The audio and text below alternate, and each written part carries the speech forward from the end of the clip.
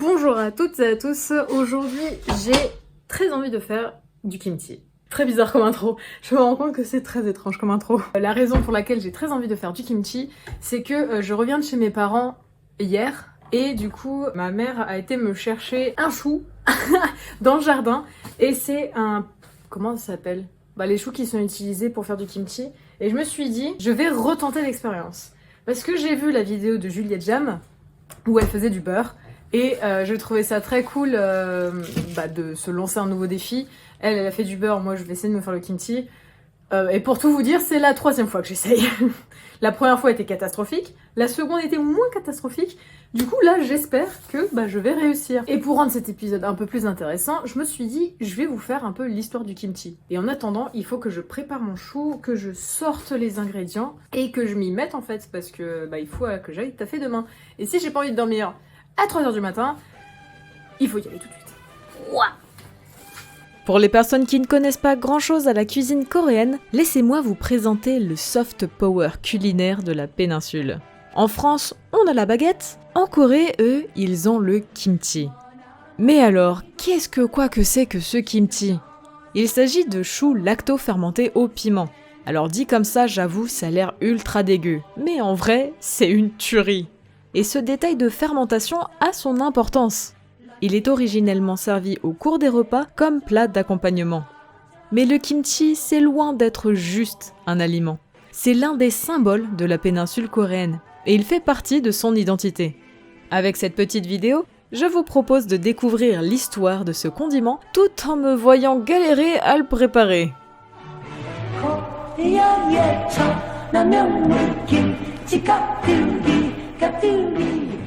Il est assez facile d'estimer l'apparition de cette préparation. Le kimchi existait déjà durant la période des Trois Royaumes, car nous pouvons y trouver des références dans la bibliographie du Samguk-sagi, les chroniques historiques écrites à cette époque. La toute première trace littéraire coréenne reconnue et acceptée mentionnant la production de légumes lacto-fermentés en Corée remonte au XIIIe siècle avec le poème de Lee Kyu-bo nommé Kabo Yukkyang. J'insiste ici sur le fait que c'est un écrit coréen vérifié et validé. En effet, d'autres termes qui pourraient aussi référer au kimchi sont apparus bien plus tôt dans l'histoire, mais c'est difficile d'être formel.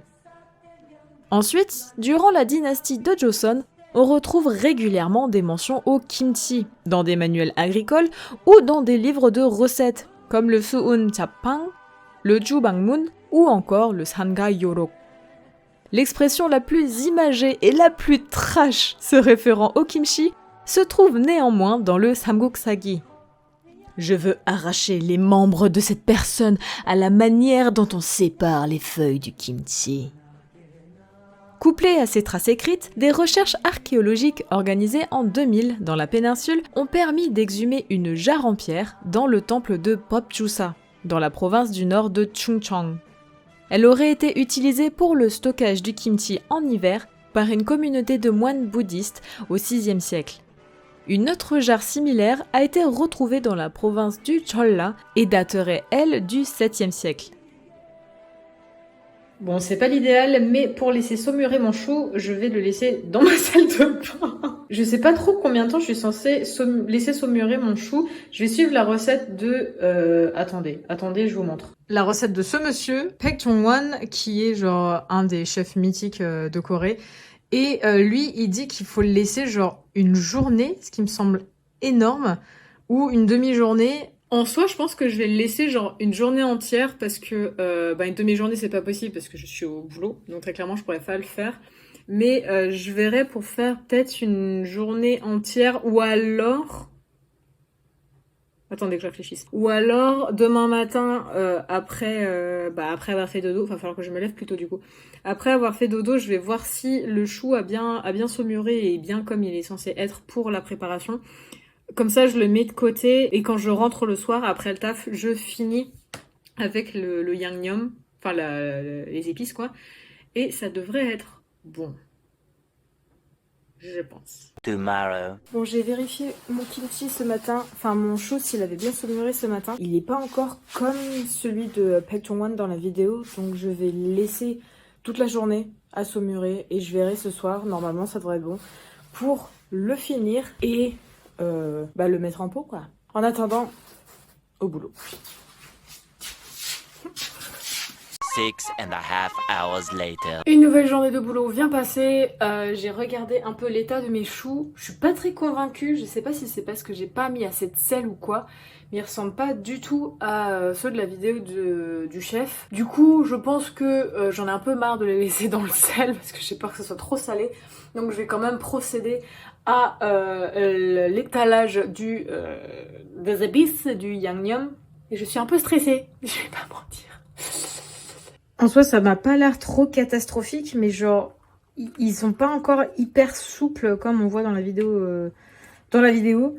Donc, on va voir si... Bon, ça, ils sont tout seuls, bref. On va voir si elles vont se casser ou quoi aux caisses. Mais, on va faire ça tout doucement, hein.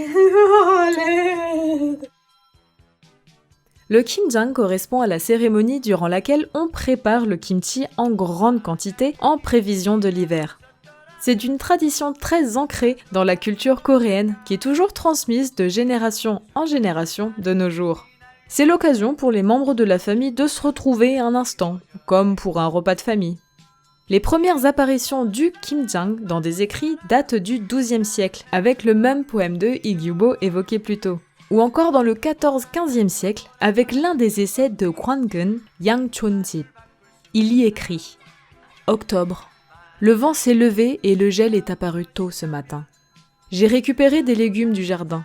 Un bon kimchi a été préparé pour endurer cet hiver. Ça ne fait peut-être pas un repas très généreux, mais au moins je pourrai m'en délecter un peu tous les jours. » Enfin, pour marquer l'importance culturelle de cet événement dans le monde, le kimjang a été inscrit au patrimoine culturel immatériel de l'UNESCO en 2012. En France, enfin à Paris, on peut aussi célébrer le kimjang lors de la Korean Expo où les participants sont invités à préparer leur propre kimchi tout en profitant du festival. Petit faux raccord, mais entre-temps, j'ai fini la préparation du Yangnyeom, donc tout ce qui va être la partie un peu épicée. Je vous ai pas filmé tout ce qu'il y a dedans, mais grosso modo, si je me souviens bien, il y a évidemment du gochugaru, donc de la poudre de piment. J'ai mis en plus... attends, qu'est-ce qu'il y a d'autre? Il y a du sucre, gochugaru, sucre, ail, oignon que j'ai... Non, échalote et poireaux que j'ai rajouté, et une sorte de sauce avec de l'eau et de la farine de riz gluant. Regardez la vidéo, ce sera plus simple. Maintenant, il faut que je mette ça dans mon chou. Et oui, je suis en train de regarder une vidéo de Sofiane. À notre époque, l'exportation du kimchi à l'étranger et sa mondialisation a apporté son petit lot de conflits, tous des plus ridicules et infondés. Dans les années 90-2000, la Chine et le Japon ont tenté de revendiquer l'origine de cette préparation, la faisant passer pour la leur.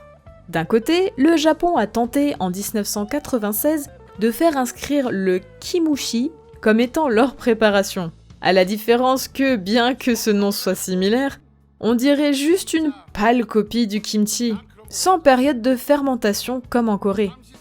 Ensuite, la Chine a aussi tenté de définir le kimchi comme un dérivé du paokai, une préparation de choux fermentés, mais même problème, le procédé de fermentation est encore un peu différent.